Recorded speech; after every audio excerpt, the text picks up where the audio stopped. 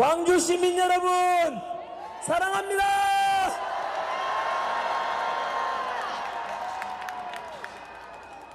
아무리 오지 마라고 해도 이러한 민주화와 대한민국을 살리겠다는 광주 시민들의 열정을 강제로 꺾을 수는 없는 것 같습니다. 이곳 빛의 도시 광주에서 함께 모여 독재자에 맞섰던 5.18 희생정신을 기억하자. 더불어 독재당에 맞선 윤석열 대통령을 지켜내자. 이렇게 마음껏 외칠 수 있는 이런 자유민주주의 대한민국이 너무 좋지 않습니까, 여러분? 여전히 여진이 이어지고 있는 저 최대 규모의 보수 집회, 광주에서 열렸던 저 집회예요. 민주당이 저 탄핵 반대 집회와 관련해서 5.18 특별법 위반으로 처벌도 검토하겠다라는 입장을 어제 밝혔었죠. 국민의힘 지도부 강한 반발 나왔습니다. 화면 만나보겠습니다. 어마어마한 세력들이 몰려들었는데요. 꼭 저는 그 느낌이 80년 계엄군들이 광주로 진입해 들어오는 그런 느낌을 광주 시민들이 다 느끼면서 광주 밖에서 온 수많은 버스로 동원되어 온 사람들의 눈빛은 어떤 사이비 종교 뭐라 그럴까 엄청나게 광주를 그냥 죽이려고 온 비웃으면서 비앙거리면서 그런 걸 많이 느꼈다고 합니다. 광주 탄핵 반대 집회의 참여 국민들을 악마라고 한 민주당 이재명 대표의 망언에 경악을 금치 못합니다. 자유민주주의와 법치주의를 지키려는 국민을 악마로 폄훼하는 것이 민주당의 이 말하는 민주입니까? 민주당을 위한 광주인가? 국민의힘에서 저렇게 비판했는데 물론 민주당이 광주 집회 참석한 모든 사람들을 처벌하겠다는 게 아니라 이 정신을 훼손하거나 사실관계를 틀리게 말한 사람들을 짚어내겠다라고 하는데 네. 국민의힘 입장은 어떻습니까? 저희는 아무래도 거기 참여한 사람들 자체에 대해서 프레임이 이미 정해져 있습니다. 극우 쓰레기, 그다음에 계엄군, 그다음에 또 뭐라고 얘기합니까? 사이비 종교 이런 얘기를 하는데요. 저는 좀 이해가 안 되는 게 뭐냐면 만약에 거기에 광주에 간 사람들이 계엄군이라고 한다면 광주 시민들이 왜 가만히 있겠습니까? 계엄군 막으려고 거리에 나와야 되는 거 아닙니까? 근데 거기 모인 분들이 10,000명이 모였다는 거 아닙니까? 경찰 수산으로. 그러면 광주 시민들은 계엄군이 와도 가만히 있는 건가요? 그게 광주 정신인가요? 그렇지 않습니다.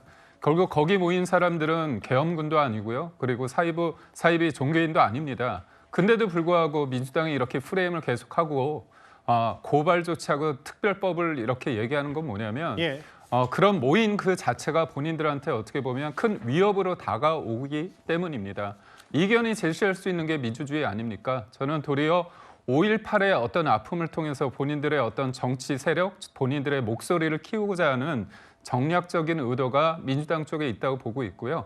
도리어 5.18의 정신을 왜소화시켜서 본인들이 그것을 볼모로 잡고 있는 것 아닌가 그런 생각마저 지울 수 없습니다. 이도학 의원님, 이게 있잖아요. 사실 좀 설 전후로 거슬러 올라가면 전한기 씨가 보수 대표 스피커로 급부상한 게 민주당이 구글에 신고하고서부터 그 이후에 전한기 씨를 한 시민단체가 내란 선동 혐의로 고발하겠다고 하면서 국민의힘까지 전한기 씨 논쟁에 참전을 했고 실제로 이번에도 특정하기로는 일단 그냥 놔두면 국민의힘의 목소리 또 광주 가서 이렇게 할 텐데 이걸 마치 5.18 특별법 프레임 아까 보니까 떴다방 집회라든지 강기정 시장은 사이비 종교 얘기까지 꺼냈는데 너무 과한 건 아닌지 모르겠어요. 현장에서 직접 버스 사진 찍은 걸 다 봅니다. 이게 100여 대가 지금 넘게 왔는데 버스 앞에는 기본적으로 이동을 할 때 휴게소에서 쉬기 때문에 예. 이것이 어디에서 출발했는지에 대한 꼬리표가 다 붙어 있습니다.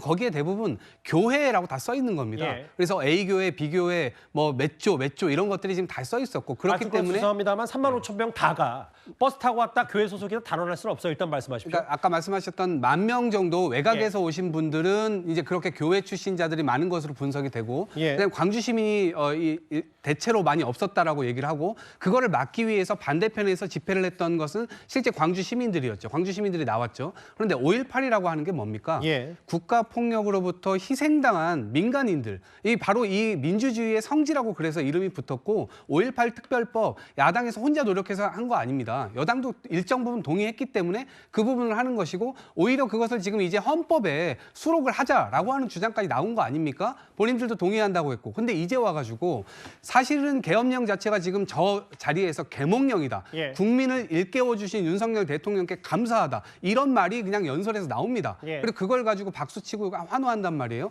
분명히 말씀드리지만 이번 계몽령이 아닙니다. 계엄령 자체는 헌법 바깥으로 나간 행위이고 우리가 지키려고 했었던 그런 헌법을 완전히 위배해서 오히려 민주주의 국가, 자유민주주의 국가 이걸 형해화시키고 독재 국가로 가려고 했었던 시도였기 때문에 예. 그 부분에 대한 분명한 이게 어떻게 같은 알겠습니다. 민주주의 예. 선상에서 얘기될 수 있습니까? 그거를 막 섞어가지고 마치 그런 헌법 밖의 주장을 해도 다 자유 대한민국에서는 가능한 것처럼 얘기하는 것 자체가 완전히 어불성설이라는 말씀드립니다. 그 이동학 의원이 재차 말씀하셔서 저도 재차 순화할 수밖에 없는 게 일단 저 탄핵 반대 집회 모든 사람들이 교회 소속에서 다 버스 타고 왔다.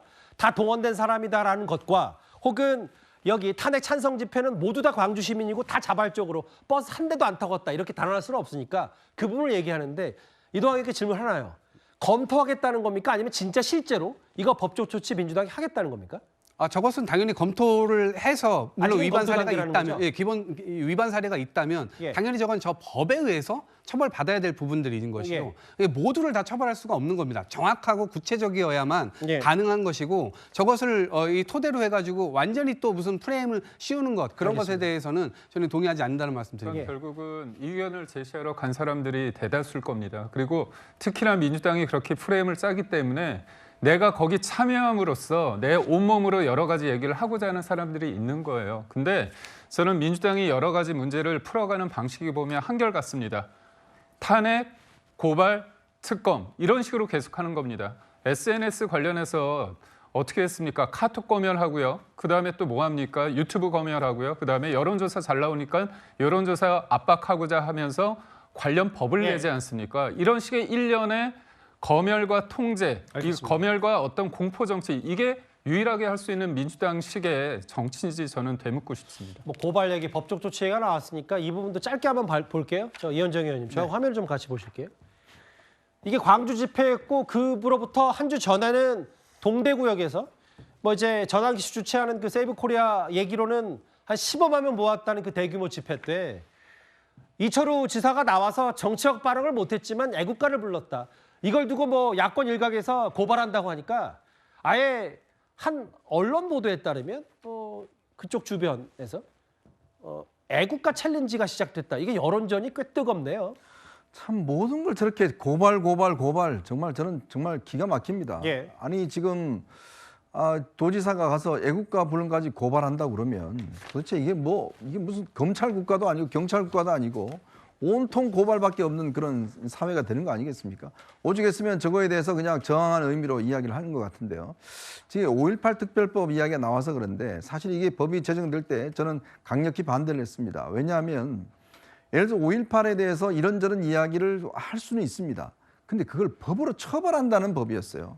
자, 오죽했으면 당시에 광주 출신인 한 철학자 같은 경우는 나는 이 5.18 특별법을 반대한다는 이야기를 하는 거잖아요. 즉 반대할 수 있는 다른 의견을 낼 수 있는 거를 형사적으로 처벌할 수 있는 법을 만든 겁니다. 그걸 지금 잣대로 들이대서 당신들을 처벌하겠다고 이야기를 하고 있어요. 예. 도대체 이렇게 정말 대한민국이 뭘 이야기만 하면 무조건 고발하고 처벌하고 이런 것들이 정말 상식으로 된다는 거 정말 너무나 개탄스럽습니다. 알겠습니다. 장애 여론전도 이제 헌법재판소가 최종 변론 이후에 대통령에 대한 파면 여부를 결정할 시간이 점점 다가오는 듯하니 전환기 씨 중심으로 한 얘기. 뭐 최근에 또 야당도 황현피 씨 관련 얘기를 좀 했기 때문에 두 강사 장외 여론전, 특히 광주 5.18 특별법 관련된 얘기까지 하나하나 만나봤습니다.